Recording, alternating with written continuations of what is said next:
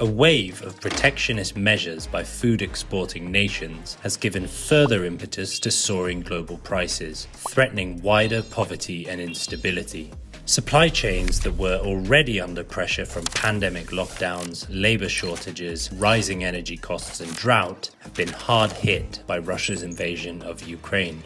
The two warring countries are among the world's most important sources of grain, cooking oil, and fertilizer. The combined fallout has pushed the cost of essentials such as plant oils to record levels.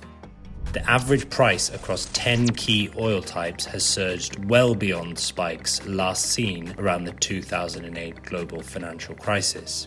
In a bid to protect their own domestic food supply from soaring prices, governments have resorted to protectionism, hoarding produce by banning or restricting exports while suspending or reducing duties on staples coming in. 3 months into the war in Ukraine, up to 30 countries had taken steps to restrict exports. When measured in calories, 17% of world food trade was subject to restrictions in May 2022, the highest level since 2008. In April, Indonesia banned exports of palm oil as the global vegetable oil price rose 40% since the start of the year. It has since lifted the ban. In May, India banned shipments of wheat and put a limit on sugar exports for the first time in 6 years. Other countries that have introduced temporary grain export curbs or bans include Serbia, Hungary, and Kazakhstan.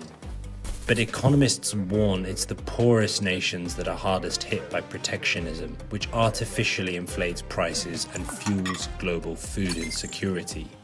Members of the VoxEU.org Economic Policy Group have calculated that export limits imposed during the 2008 financial crisis pushed food prices up by an average of at least 13%.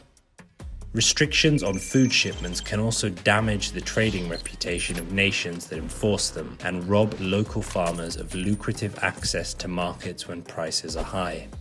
Business leaders and policymakers are calling for urgent negotiations over protectionism. They warn that escalating restrictions could lead to a trade war, which would have devastating consequences for the world's poorest people.